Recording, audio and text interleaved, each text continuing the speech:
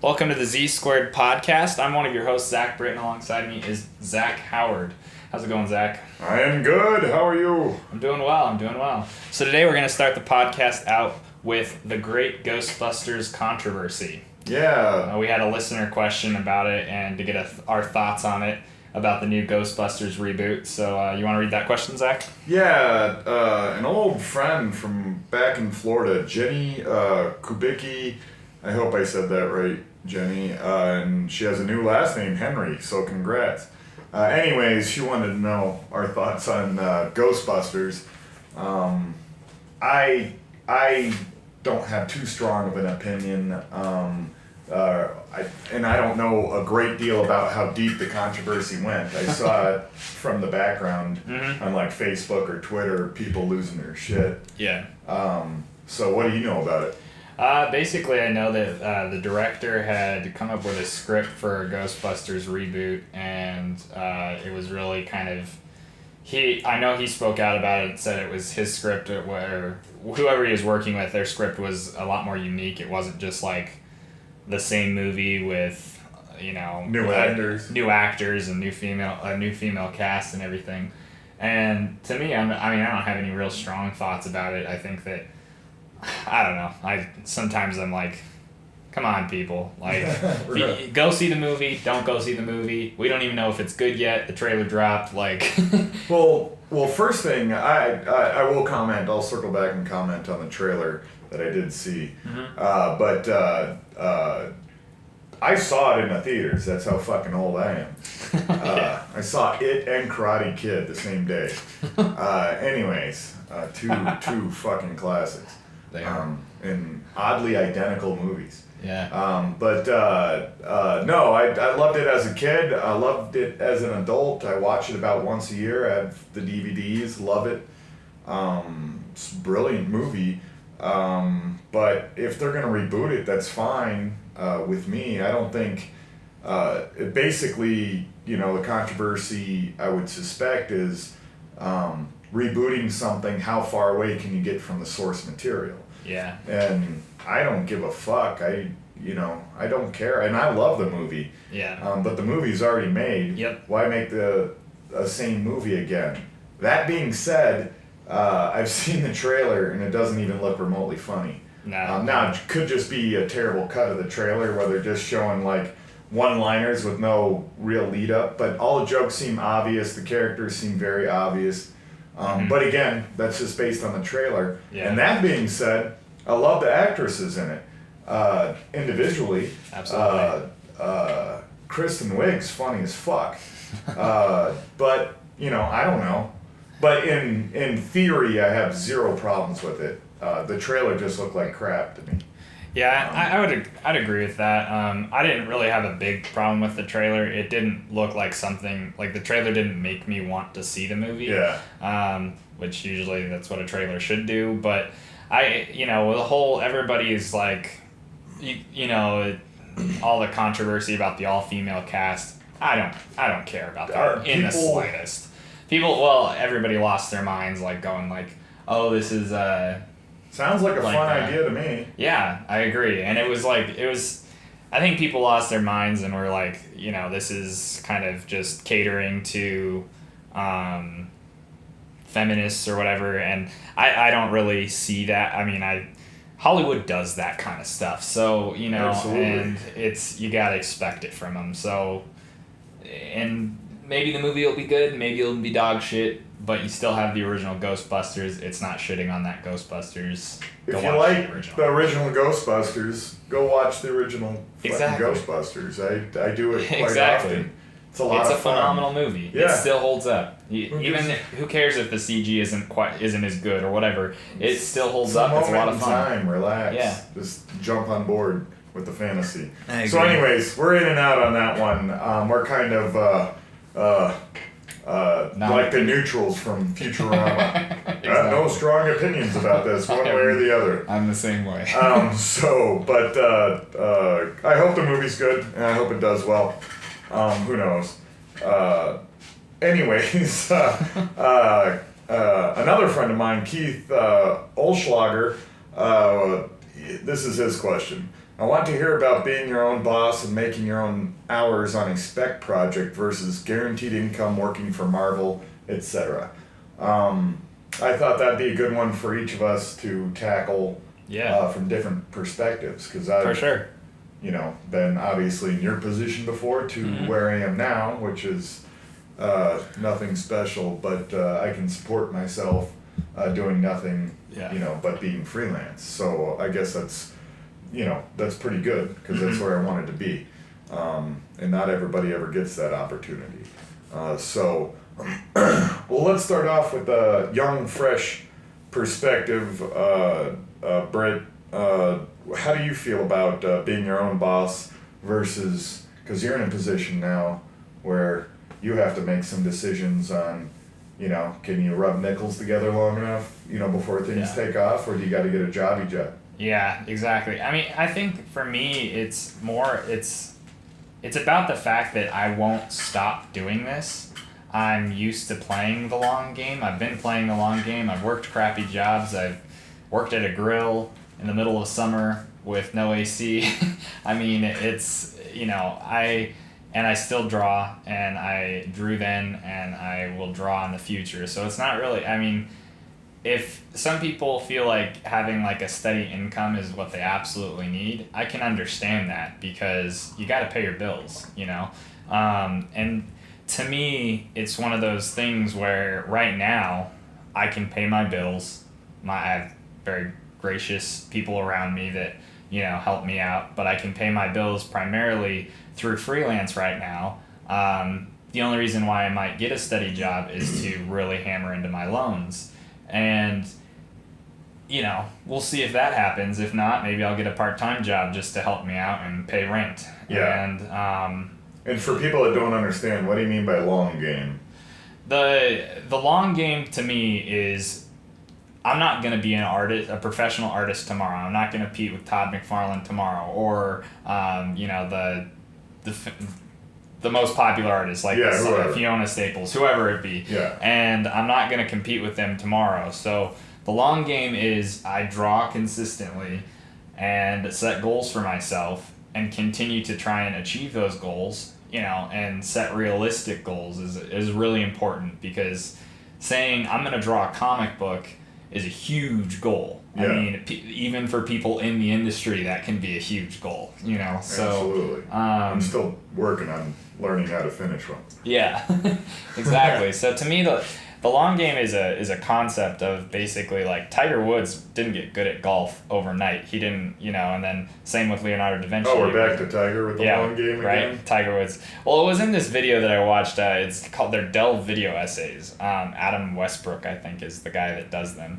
And he does a great job on them. And they're like, he researches a subject and does a video essay on them. Yeah. And one of them was titled, Leonardo da Vinci was a terrible painter. And it basically, extrapolated this concept that... It extrapolated? Yeah, that's a word. Okay. It was... But I don't know what I was saying there, but brain's not quite working yet. I'll drink more coffee. Can we extrapolate together? Exactly. I don't know. I don't know if we can extrapolate together. Well, But you get what I mean. It's one of those things where it's Leonardo da Vinci got his first commission and was too ambitious with it that he got fired off his first commission. And did we talk about this in the first podcast? Briefly. Yeah, okay. Briefly. And so basically the story is he got fired from his first commission, and all the work that he could get was drawing people who had been executed, hanged men. And so he drew those for, just pennies or whatever pennies were back then. But and he continued to draw and sketch and research and sketch. And I think it was, I don't know the exact years, but it was like 15, 20 years before he got another commission, before he painted The Last Supper. But he kept drawing. And that's the thing, is you might strike out when you're my age, 24, and you might not get the job right away that you want, but it's it's about playing the long game is thinking in the future, okay, if I do this now, if I keep drawing now, then in the future I will get hired for something. Yeah. And whatever I have to do to survive now, I'm going to do that, but I'm still going to tackle those small incremental goals. I got a question. Mm-hmm. How do you apply? How deep of a process do you think it is to apply for being the person who draws people that have been hanged? Did he have to bring a resume? I think, like, I've always wanted to work with dead bodies. I've loved them since childhood. I don't know. You know? That's a great question. I wonder if he just walked up and was like, I got a pencil. I got a pencil. I got a pen. I got some paper. You got a dead guy. I'll draw him. Yeah, so that's an interesting job. I think I just dig holes. Yeah. But anyhow, from my perspective, I knew just to take a step back and delineate the subject a bit. You have to figure out, as you say, I believe you alluded to, your end goal. And it doesn't have to be like, when I'm 60, what will I have wanted to achieve? I'm just saying, you brought up Todd McFarlane. Well, he's a man. You can get there. There's steps to take. So there's little goals in between, and you have to laser focus on, whatever summit that you can see and see the path to. Absolutely. Before it can carry on. However, to digress, I don't even know where the hell I am this morning too. See, we recorded this way too early. Anyways, I knew that because of Sin City and Hellboy and a lot of books like that, in my formative years, I was drawn towards indie. I wanted to tell my own stories. Uh-huh. So I quickly abandoned wanting to be the next Jim Lee and started following more indie roots. When I first did my first full comic book series, or at least several issues in the industry, it was Image books, and one of them was one that I co-created. So and that was my first published one. So I knew early on, but I still didn't think.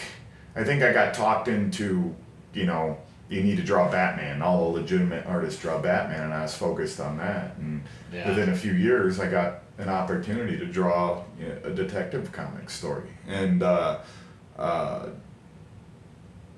what that did was make me more resolute in that my true calling was indie and telling my own stories. So I went back to indie.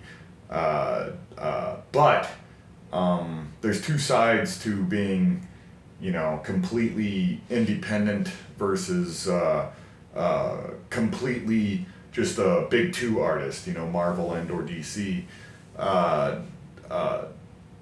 I tend to kind of skirt both, though I'm probably 90% indie, 10% or less, mainstream. But the mainstream money is ridiculous, and selling the originals is exponentially more expensive versus Absolutely. Usually. They're starting to equalize a bit for me, but even my Venom covers right now, Wildly Yonder is damn near sold out. There's like 5 pages left. Yeah. And still the prices aren't remotely what they are compared to one Venom versus Spider-Man cover. Yeah. So there's always going to be that gap. Yeah. But I like dipping my toe still with Marvel. I enjoy working with them. I mean, a lot of their books I don't think I could actually draw. It's just not what I'm into. But I think the question was being my own boss. And that is a great thing. Yeah.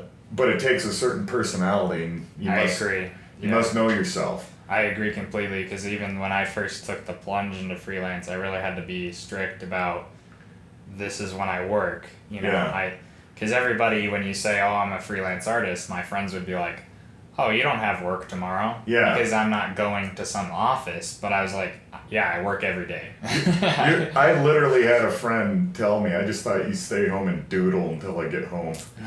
And I'm like, he's half just giving me a hard time, but he really believed I was foolish. Yeah. He was like straight out of college. He's making $40K a year and has health insurance and can afford shit. And I'm like barely being able to make rent doing gaming art. Yeah.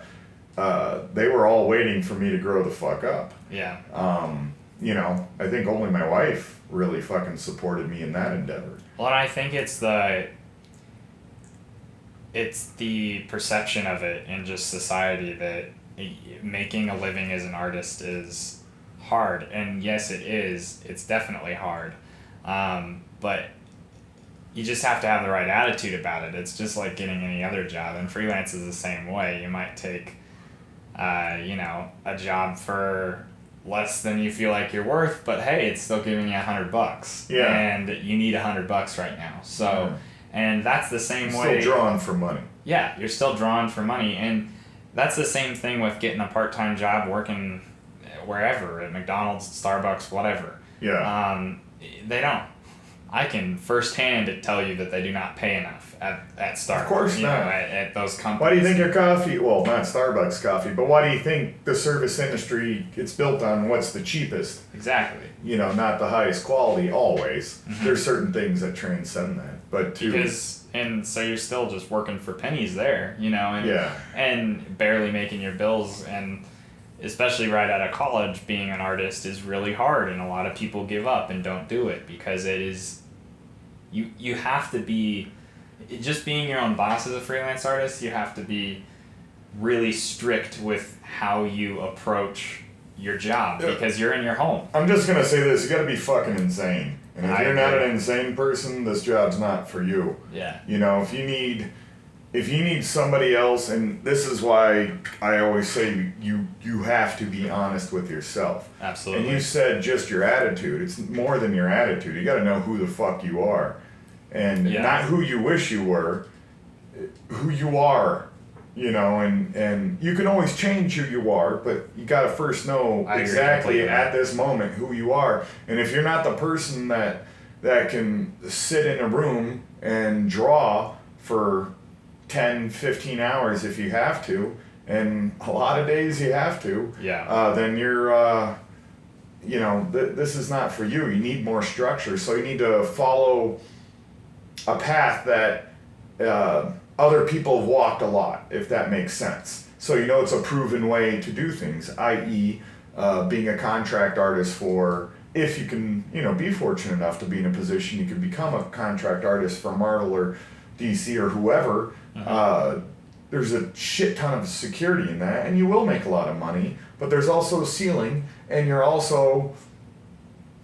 have a boss, and that's fine. If there's some people that just need a boss, they can't lead themselves, and I'm not saying those are bad people. You got to know if the world's made of all sorts. If everybody is like me that just sat in their basement, did whatever the fuck they wanted all day, the world would be on fire right now. Absolutely. So, the world needs all types. Absolutely. And I think it's, to that point is, just, maybe you're the type of person that really likes a social environment. Let me tell you what, freelance art is not a social environment. Fuck no. And even contract work might not be a social environment. And so if you want to go into a studio every day, you have to figure that out for yourself and figure out. And there's not a right or wrong answer. It's just personal preference at that point. Even if it's just like, you know what? I want to be an artist as a hobby. I just want to paint and not have to do and paint whoever, what somebody tells me to paint. I just want to paint what I want to paint. Exactly. That's perfectly fine. Yeah. That's okay. Nick Runge's proven he can fucking do it. Yeah.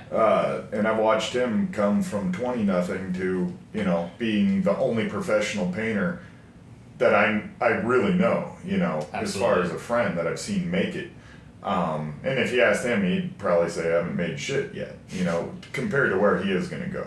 And he knows that. But again, another extraordinarily disciplined artist. All that dude does is paint and draw, paint and draw, paint and draw every fucking day. So that's the type of person he is. Yeah. So he's capable of that type of succeeding in that type of situation. But a lot of people, to circle back on the original question of this subject, it doesn't have to be completely polarizing. Because like what the point I was trying to make, it's not either or. There's sometimes I take a boss, i.e. to do some Marvel covers. I'm in a fortunate position. They'll give me covers from time to time. Absolutely. And it gets me on the shelves and it gets me exposed to fans, I'm not normally exposed to. And every once in a while, like when I'm doing something like Venom, I get to pretend I'm a kid again, and just do silly shit and work on just design. I don't take it, I gotta be careful how I say this. I approach it differently than say how I approach Wildly Yonder or how I'm approaching Buck. I'm world building there. I'm not world building here.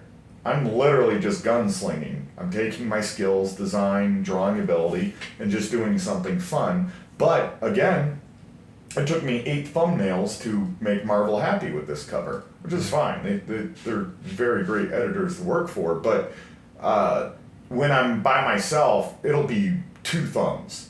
Thumbnails. I know where I'm fucking going right away. Now, there's a plus and minus side to that as well, because with the Marvel cover, who knows? I don't know what's going on in the story. I see no script. So I have to, and I doubt my editor's a trained artist, so we have to learn to get on the same page of communication. But I couldn't do that full time. Yeah. I'd eventually just be like, dude, I'm going to fucking make it look good. Yeah. Just back off. But you can't do that, working for something that's, basically a machine. Absolutely. That you gotta insert yourself into, but know what you're getting into. My point, albeit convoluted and wandering, is that this is not a black and white thing. You can do both. I know a lot of people that do both. Yeah. A cover here, a cover there, or a miniseries at Marvel or DC, then jump to a miniseries at Image, and then jump to something at Dark Horse, and then jump like that. So there's many flavors of freelance artist out there. I'm just one weird version, and I've carved out a little spot for myself that I can exist in, and that's the best any of us can do. If you're not capable of carving out your own position, there's nothing wrong with joining forces with somebody who does. Like I said, it takes all types of human teamwork to come together to make society or any industry work. Absolutely. So that would be my lesson on this. Find out what the fuck you want, and there's always a path there. And it doesn't have to be, you don't have to decide today. Like you, I've watched you go from only wanting to be a comic book artist to maybe being a digital pixel art painter. It's just, who knows where the fucking journey takes you. But, I exclusively worked in black and white for 2 years almost. Or 3 years probably. And then I started painting again, and I was like, God damn, I love color. Yeah. And I don't know when I'll go back, and I don't know in what fashion I'll go back, but it's a personal journey. Well, you're following the wave where it takes you. Exactly. But one thing I want to note, you're trying the freelance route. Yeah. Seizing your own destiny, by your own hand, which is great and noble, but also, as you well know, hard and difficult and lonely and hungry and demoralizing. But the reason, and I've told you this before, why I think you're going to make it is because you exhibit traits that all the great freelancers I know personally exhibit. I told you about perspective. Uh-huh. You taught yourself perspective. Like I said, there's only 2 other artists I know that do things like that. Now, granted, I'm sure there's a shit ton of artists in the industry that taught themselves perspective. But I'm just saying, in my journey that I've shared with other people in my life, 2 other people that I've told you got to learn perspective actually went and learned it. They didn't just learn how to fake it with 2 point or something like that. They went in and fucking learned it. And you had the discipline to do that. Yeah. And that's why I have little doubts about your career. Again, like I told you, you're in the valley of your life. You're a young 20-nothing-year-old man. The world has no use for a 20-nothing-year-old man. Exactly. But I have full confidence in that, just like I had full confidence in Nick. And he had dark years where he's just scraping it together. Yeah. And that's what people need to know. You know, if you can't, if you are the human that can't survive that, and you know it, and be honest with yourself, you know how fucking tough you are. Yeah. You know, life's not a movie. You know what you can do and can't do. Yep. And live within those means. And if you don't like that version of you, find a way out of it. Because there's always someone that kicked more ass than you. Yep. Go figure out what they did and learn some things. Well, when I was in high school, I mean, kind of an example going off on that point is that when I was in high school, I played video games all the time. Yeah. I drew not nearly as much as I could have. Yeah. I won't say should have because it was my journey, youth, whatever, man. you know, it was youth. Yeah, I had fun. So, but when I started to really take it seriously in college, I started to realize what it was going to take. And even, you know, even then I had some preconceived notions about what the journey would be like and what my talent was and everything. Because sometimes you have to put your blinders on in order to improve and just like really conquer that fear. Yeah. You know. Because the scope is unbelievable. Yeah. And you can't. It's like climbing a 90-degree cliff and not looking down. Yeah. Because if you just keep focusing up, that's good. Yeah. Because then you're not gonna be paralyzed by fear of that's a long way down. And so to me, it was wasn't truly until after I got out of college that I really started going. That was that first Comic-Con that I hung out with you, and we really started becoming friends. And I, went around and talked to a bunch of artists, and they critiqued my portfolio, and then I was like, okay, this is what I have to do. I have to get laser focused. If I want to draw people all the time, I better get really good at drawing people. Yeah. And I better draw faces constantly. Yeah. And even if that's just a half an hour, I know you said this before, but you used to draw an hour a day. Yeah. And that was me. I didn't have a lot of time. I was working a full-time job, making almost no money, but I still carved out that little bit of time to practice drawing people. Unless you're dating Octomom, you have an hour a day. Yeah. Maybe not in a row, but you have an hour a day. Absolutely. You do. And it's just a matter of, I think, like, shedding the fat almost, and the fat being the social media, the phone, the watching TV, because all that stuff is great, but Netflix, I mean, I've sunk hours watching Netflix because it's just so easy. It's right there in front of you. You just click a button and... Wait, Grandpa Howard's never done that. Yeah, I still gotta set up your streaming service, man. By the way, listeners, I still mail my DVDs, and then Netflix mails them back to me. That's fucking right. You want to talk about retro, you fucking right. nerds? Grandpa Howard over here. Screw your old vintage bowling shirt. I mail my Netflix DVDs. But, I mean, it's just... You can sink a lot of time into that. You gotta shed the fat and really realize, what am I doing with my time? Because, and if you're honest with yourself, being honest with yourself, I think is the point we're harping a lot here, but being honest with yourself, you can sit there and go, okay, I waste a lot of time looking at Facebook. Just looking at it. Maybe not even interacting, maybe just scrolling up your feed. You're not even promoting yourself. No. You're just looking at cat videos. And I can say the exact, I've done that. You're online arguing about Ghostbusters 2 or the new Ghostbusters. Yeah. If you actually wrote a comment on any post about Ghostbusters 2, you're wasting your time. You are not. And everybody's been there. I'm kind of joking. Oh, of course, I do it all the fucking time. But it's I'm about on being honest with yourself. Today I've been on a DeviantArt bender, rant, whatever. We all waste our time. Absolutely. In different ways. Some people fucking knit yarn, and all they're doing is making patterns that say God bless this home with a heart, and they stick it over. There's absolutely their door, or something. There's absolutely nothing wrong with that at all. That's not what I'm saying. But if you want to seize your own fucking destiny, whatever that may be, you can't, sit there and just waste your time, i.e., play a video game, unless your destiny is just to play fucking video games. Yep. And I have no problem with that. Neither do Again, society takes all types. But again, if you're not a trust fund kid or some crap like that, or won the lottery, just know you're going to be dependent on somebody else.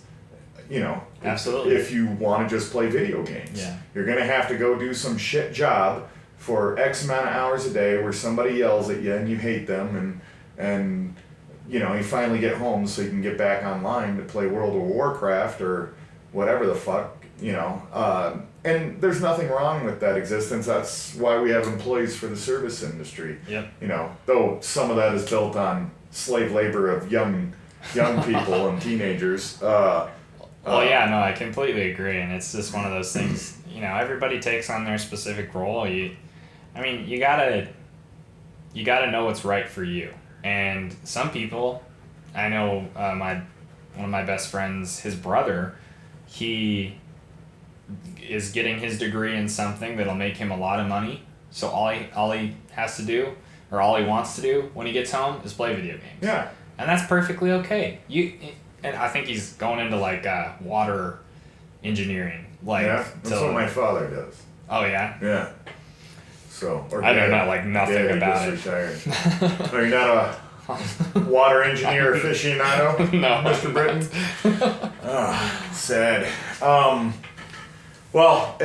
We can beat this with a hammer. I'm sure everybody's tired of listening to it. Just be objective about yourself. Don't hate yourself. Just be objective about yourself. And if you don't like that version of yourself, you can change it, but know who you are at that moment before you start making serious decisions in your life about, am I going to be freelance or am I going to go have a boss? And there's pluses and minuses to both. Absolutely. And although they seem like they're polarizing jobs, they're not. You'll be doing a very similar job, and you can do both. Yep. You could do mostly big two company stuff and just occasionally do indie stuff. Or you could, vice versa, and everything in between. Yep. To only exclusively superhero or, the safe jobs, the big money jobs. So that's what we're saying. Let's get the fuck off this subject. Sorry we chewed your ears off. I'm going to do my subject today is going to kind of relate to some things that we've been having recently relating to space.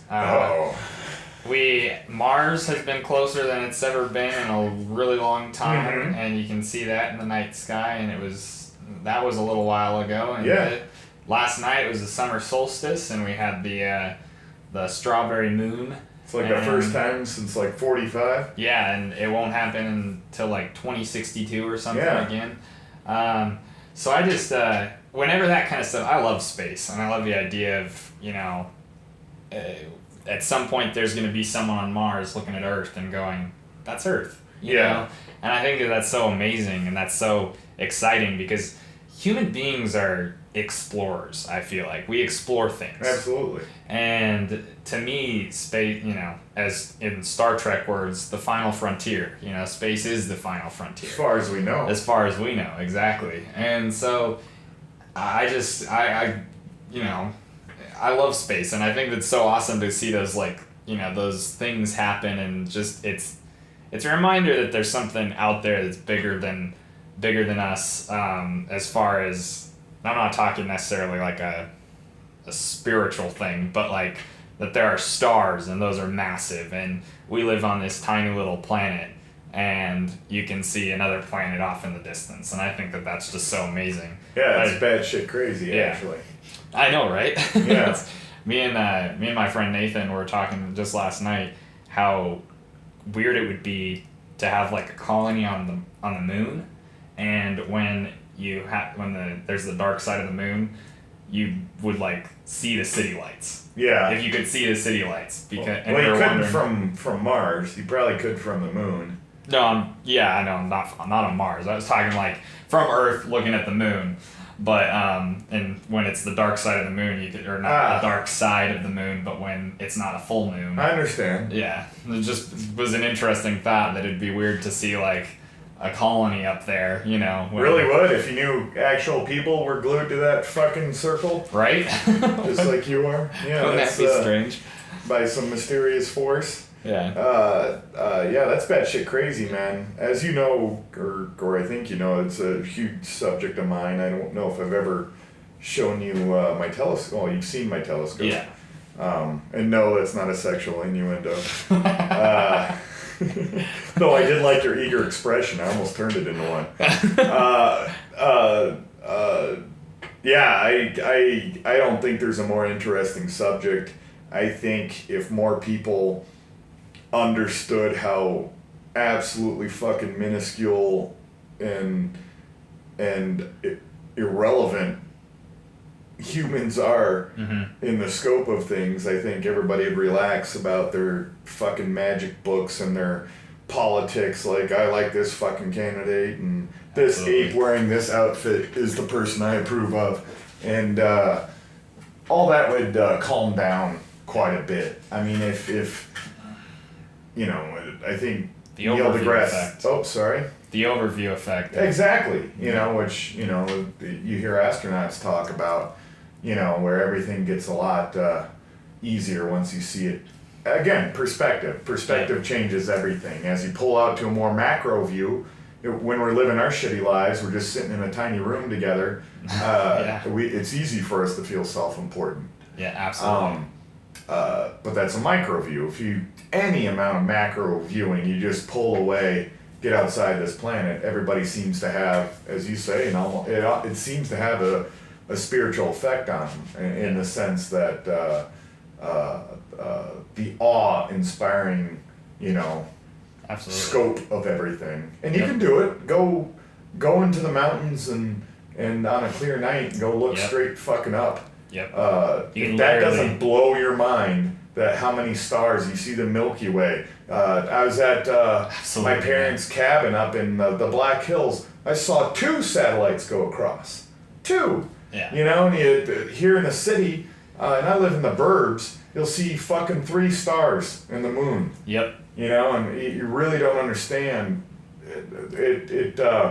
I think it cocoons us a little bit. Yeah. I think people lack perspective. So yes, I think understanding space is one of the most important things we can do. And people that bitch that NASA has a budget of this and that, you really don't understand where money is going and what it should be spent on. Well, NASA, is basically responsible for all of the technology that we use. Like, not all of it, but a lot of it, a ridiculous amount. Yeah. And again, people that are against space exploration usually have no understanding of what they're talking about, and also feel threatened by it threatens their own philosophies gaining knowledge about the universe, if that makes sense. It makes their universe much smaller because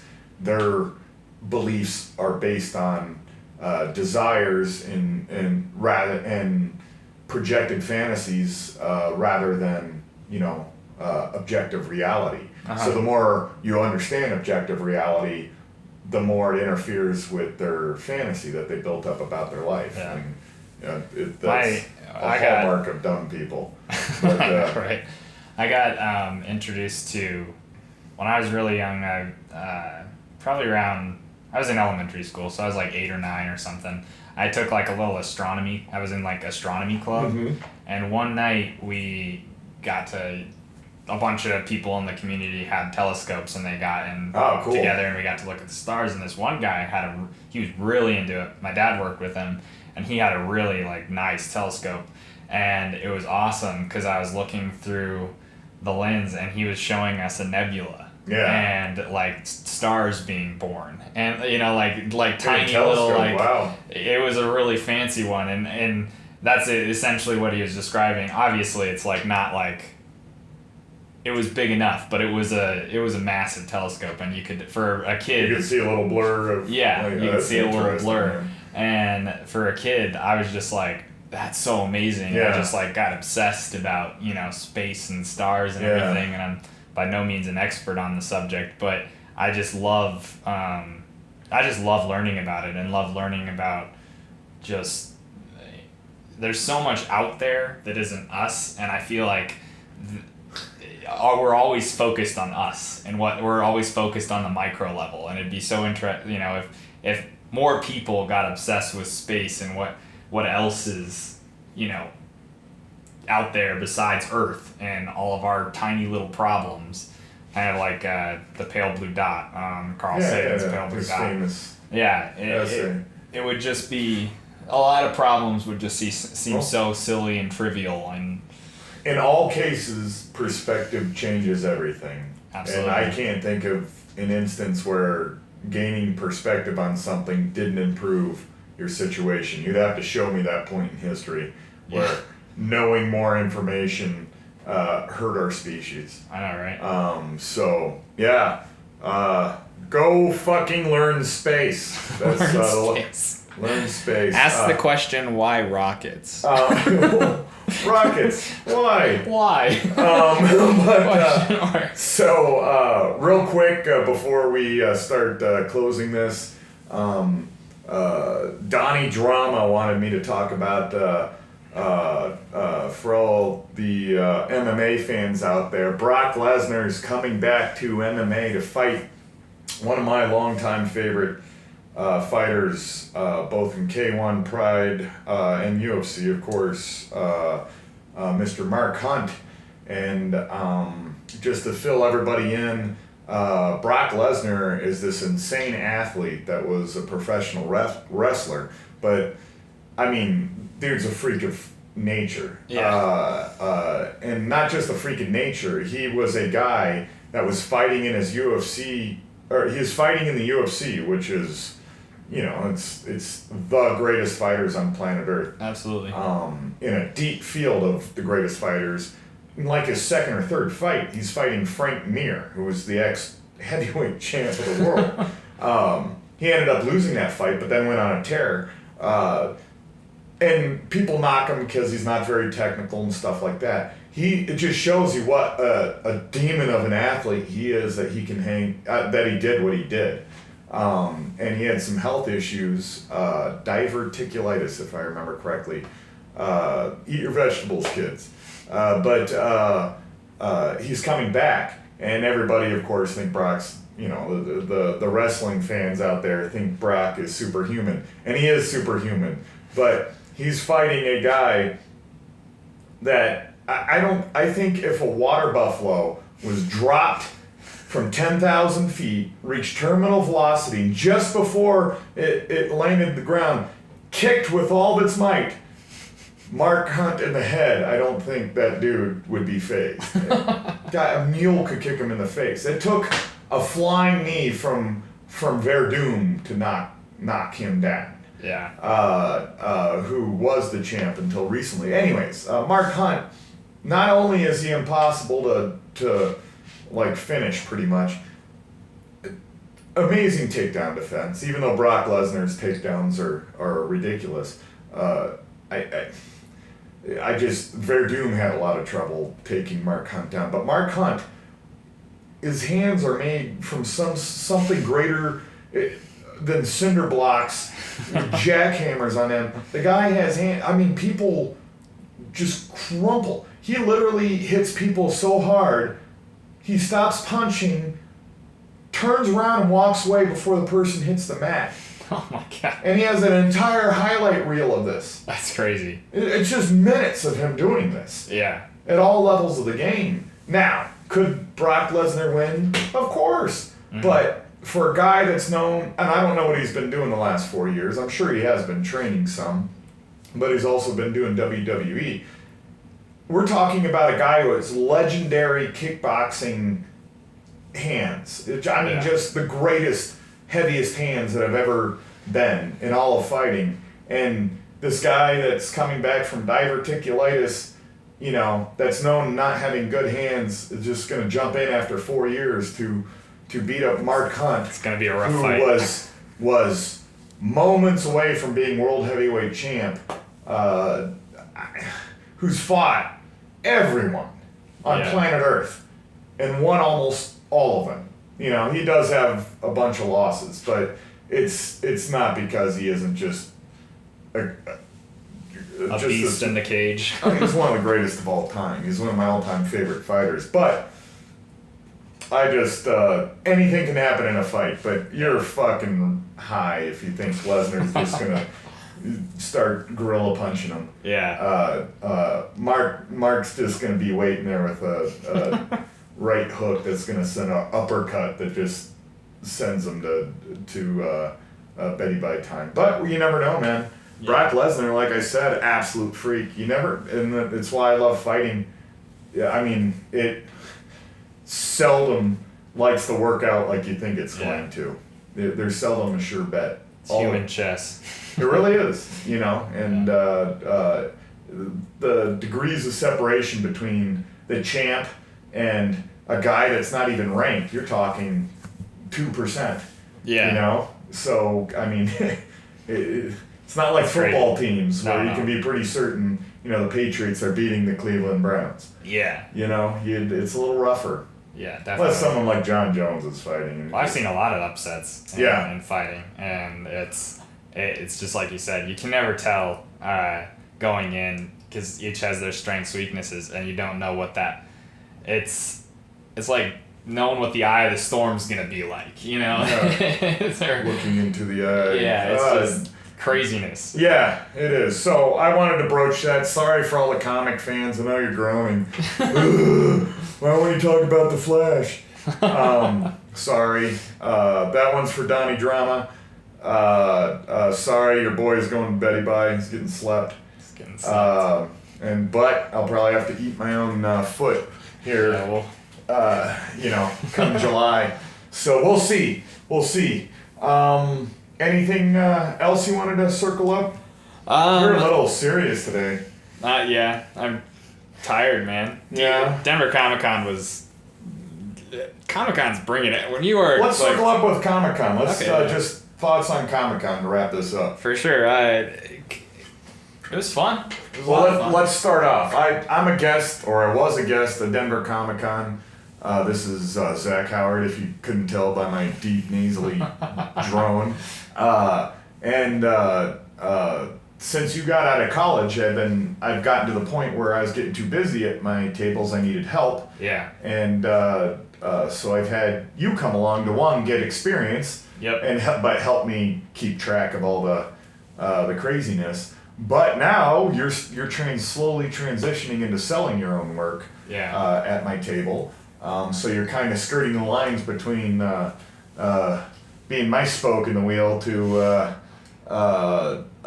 becoming your own person. So, but from your perspective, how was it? It was a lot of fun. It was really cool having people people that I've never spoken with before coming up. There was this one girl, and she walked up and said, "I just have to buy this print.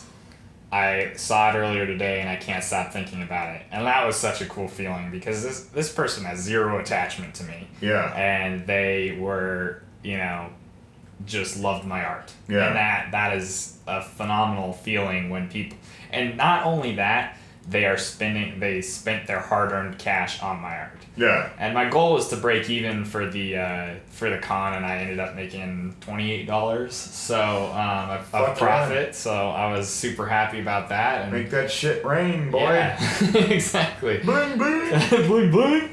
But it was a lot of fun, man. And it was good seeing. It's always nice to kind of reconnect with some artists that I met 3 years ago at the first con. And meet new artists. Got to speak with Matteo Scalera. He was a super nice my guy. Buddy. Good guy, huh? Yeah, he's awesome. Yeah. Got to see Mark Irwin again. Another buddy. He's such a nice guy. Yeah. My old anchor, everyone on Aliens. Yeah, just a super nice guy. And and we talked with Matt Webb. Yeah. And long time colors. Yeah, and that was super fun. He walked away with one of my prints. There you go. That was pretty fun. But yeah, I mean, it was a good con. I think it's just exhausting. It's a long. I mean, they're long days. You get there, and then everyone kind of wants to hang out afterwards and party, and that's fun. And but it's tiring. So I'm still recovering. Oh, really? I was tired yesterday, and I'm still kind of tired today. But chews you up. Yeah, it does. But I mean, it's tiring because you're sitting there, and most of the time we're hanging out, laughing, and Anthony comes around and buys us beer and gets us drunk. Yeah, he's hilarious. He had me laughing. Good man. A lot. So he's awesome. But I mean, how was your con? Did you have fun? I think so. You're sitting next to me. Yeah. But I did more panels than I wanted to do, but that seems to always happen with me. But Denver Comic Con hooks me up, so I have no problem. I mean, it's whatever they need me for. It's just sometimes you're like 17 people on a panel, and you're just like, you're somewhere in the middle of, this crowd of, humans that, absolutely, it's usually the most popular one or two. And then there's always like some dude that's middle of the road, but he's hyper prepared. Has his own fucking projector, his entire portfolio, and like a dissertation ready. And I just, I usually, oddly enough, I just wing it, Zach. Yeah. So if you can believe that. I can believe that. That's what I did. No, I think the con went well. Yeah, it's always hard for me to tell. I like seeing smiles on faces, so I just try to do that. But it's good seeing, like Mateo, hadn't seen him in good 4 years, maybe. I don't know. Mm-hmm. Sean Crystal I hadn't seen in a million years. It's always good seeing Dave Johnson, Mark Irwin, a lot of the local artists here in Denver that I seldom get to see because I'm never outside of my fucking cave dwelling here. Cave troll. But as you know, that was going to be my last con for a little while. Yeah. I'm definitely not doing jack shit the rest of the year for cons. We'll see next year with Wild Blue, the things in the works. Absolutely. With that, I'll probably have to go dance like an asshole at some point. Gotta shake that booty. You want to make the money, man. Shake what your mama gave you. And see, I'm at the end where I've been doing it 16 years now, man. Before I became pro, I did it a year before that. When my illustrator or professor dragged me to MegaCon in Florida, which let me have a table, and I sat next to Sanford Green. That was both our first cons. We sat next to each other in school. There's this whole group of people. We're the only two that made it, and we sat next to each other. That's awesome. Cool. That is cool. Shout out to Sanford. Wonderful dude. I don't know. I'm just a little burnt out, Makes sense. It's doing it a lot. I would get burnt out. I could see getting burnt out because it's just some dudes are fucking. They're built for it. Mateo Scalera. Yeah. He's drawn comic book series, not a comic book, while on the road. Yeah. Guy's an animal. It's mind-boggling to me. I mean, I followed him before he really got a lot of his bigger comic book work. And I mean, I just followed him because I saw that he had like 500 sketches online. Yeah. Every time he went to a convention, he'd upload like 30 more. And it was just ridiculous. That dude, he is a bad motherfucker. Yeah, he is. I don't know how he does what he does, and he does it brilliantly. And he's Swedish fucking maple syrup. He is such an awesome guy. Again, enough nut hugging. Anyways, I'm burnt out. Yeah. I'd rather do things like this right now, and if people want things signed, I can still make that happen. Absolutely. Like we're opening up a storefront and things, and I'll have stuff of my crap for sale or whatever, and know everyone, it's not permanent. I'm not trying to be dramatic. I'll never again go to another comic book convention. It's nothing like that. I just want to fucking draw a buck. Yeah. And I haven't sat down and drawn a comic book since issue 6 of Wild Blue Yonder. Yeah. And really, you know, I did do Turtles as a break, but that job I didn't enjoy, and you want to dive into something now. I want to build a world. Yep. You know, like I did with Wild Blue, and Buck is 20 times what Wild Blue is as far as world building is. So I'm just gonna turn off the phone and just draw a comic book for the first time in 2 years, which I'm really excited about. Hell yeah. So that'll be awesome. I'm excited for it. So I tried to make everyone happy this con. Yeah. And I think we did. We had a pretty good table. Yeah, I think it was a good con. We met some awesome people and some. Yeah. You know, kindled some friendships and Lots stuff. Lots of funny jokes and good times. Had some good dinners. Met a lot of wonderful fans. It definitely charged me up for after the recharge yesterday and today. It charged me up to just keep doing pixel art and just really be brave and bold with my colors and my palette and everything like I was on that image that really a lot of people seem to gravitate towards. So I'm excited to continue making digital paintings, whatever. So it put some wind in your sails? It did, absolutely. It feels really good when you're, you know, I'm smelling my own stink 24/7, so it's like it's nice to have someone go yank the chain a bit and say, who's not your friend, who's not anybody, they have no connection to you, say this is awesome. And I really like it. Even pros who said this is awesome, I really love it. It's a special feeling. It is an awesome feeling, and it really put some wind in my sails, so I'm excited to, you know, get to drawing. And I saw your, it was each day your smile got incrementally better. I was going to make a chart from beginning con Zach to end of con Zach. Just until it's ear to ear. Yeah, that first Friday was a weird day. We both, you know, because you've seen me crush on Fridays. And absolutely. It was tumbleweeds. It was weird. You know? I think, last year I was remembering, I think it was Memorial Day weekend. It was. So I think it started Saturday. And then it was Sunday. And no, it was Monday, Friday, Saturday. It? No. Oh, wait, maybe. I'm pretty sure it was Saturday, Sunday. I trust Monday. you.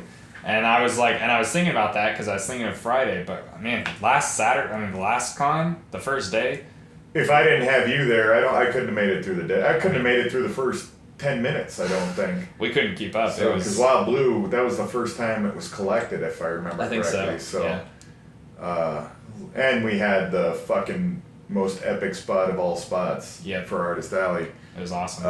But not that we didn't have a bad one here, but it was set up a little differently. Yeah. But yeah, it was a good con. Denver Comic Con, everybody. It was a good show. Fucking go to it. Support them. It's one of the best independent shows I've ever been to, if not the best. Seattle's pretty fucking rocking, too. Yeah. So go to Denver Comic Con. I don't know. I think we're running out of gas here, guys. I agree. So lack of dick jokes today. I'm sorry about that. Think of your assignment. Think of your own dick joke. Pretend I said it. There you go. To you. All right. Well, thank you for listening. This has been the ZSquared podcast. If you'd like to follow us, you can go to ZSquaredPodcast.com. And if you'd like to support us, we would really appreciate it. It's patreon.com/ZSquaredPodcast. Goodies there. The signed shit, portfolio reviews. You get to Skype with us live. We'll turn it into a show and record your stupid ass talking to us, asking us our favorite colors and shit like questions like that. Absolutely. Lots of awesome stuff there.